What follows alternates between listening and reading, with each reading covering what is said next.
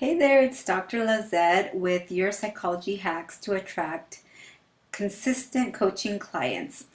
I have a confession. Yes, my dear. We're going to talk about something that this psychologist was resistant to do and to believe in for the longest time, and that is tapping. So, I have studied psychology in my education for 10 years, and since then have been practicing as a psychologist and as a professor and doing research as a behavioral scientist. So, for me, I need to be convinced that there's actually research out there to any mindset strategies that people are using. Because I didn't learn about tapping, yes, we're talking about tapping.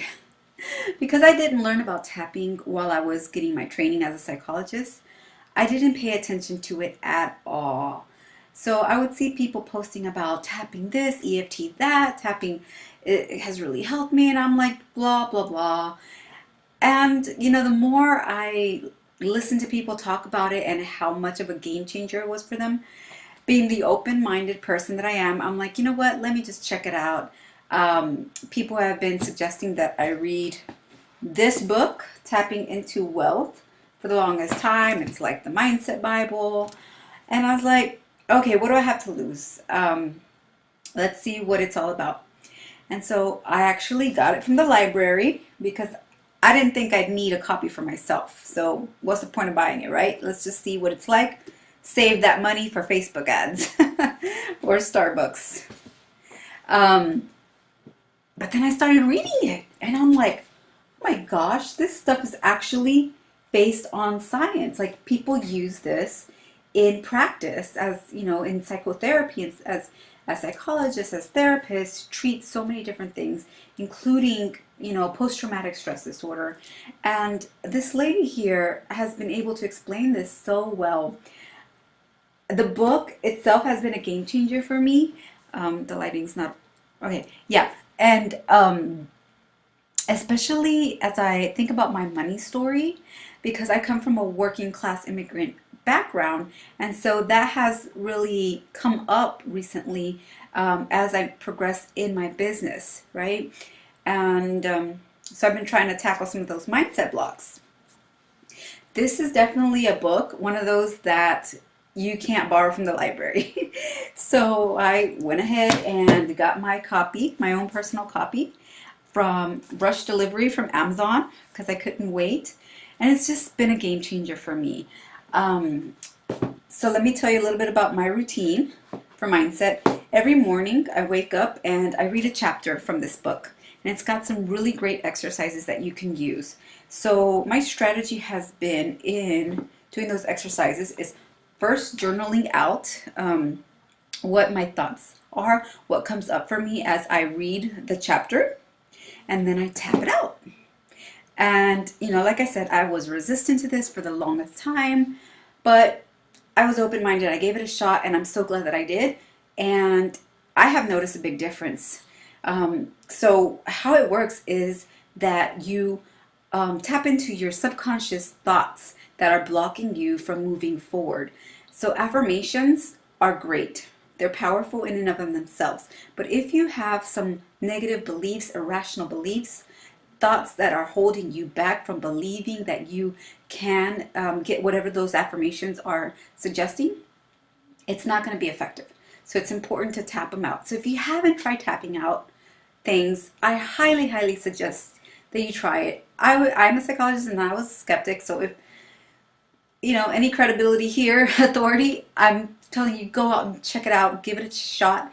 You probably won't be disappointed. You just got to be open-minded and try it out. If you've actually tried it already, I suggest that, actually, I invite you to tell me about it. I'd love to hear about it. How has it worked for you? How has it changed your life? Are you just starting out, or have you been doing it for a while? Let me know. Make a comment below. Send me a message. I'm over at drlizette.com. And what else? Oh, I can't help myself. I wanted to throw in a little persuasion hack that the library used on me in telling me that my book was overdue. Let me switch over to my screen share real quick so I can show you the little email that they sent me that was very persuasive. Hold on a second. I'm trying to figure this thing out. Where's this thing? I'm sorry, guys. Hold on. Technology can be such a game changer, but then it does some funny things. Okay, check this out. So they're letting me know that my book is overdue, right? But the cool thing is that they were very persuasive in having me return this book ASAP. Look what they said. They said, not returning the book to the library on time will jeopardize our privilege with that institution because they borrowed it from somewhere else, and it may hurt other researchers at our own organization and you in the future. Talk about putting pressure on you, right? So just what is it that they did that was so powerful and persuasive? Well, number one, their language. They used the word jeopardize. That's a loaded word. That's going to get my attention. I don't want to jeopardize anything. So whenever you create content for your audience, be sure that you use language that's going to captivate their attention. Jeopardize did it for me. Number two, they told me that I was in jeopardy of having a privilege that I need denied. So obviously I'm going to take action to prevent having something taken away from me. So when you put offers out there, you can use strategies of urgency or of, I don't want to use the word deprivation, but what I'm trying to say is like saying for 48 hours only, this offer is available. I'm doing free assessments to the first 3 people who post a comment or whatever it is you decide. So letting people know that, hey, here's an opportunity you don't want to miss out. That's what they did for me when they told me I could possibly lose my library privileges. And number 3, they used social pressure, because not only is me turning in this book late going to possibly affect me, it can also affect other people's privileges.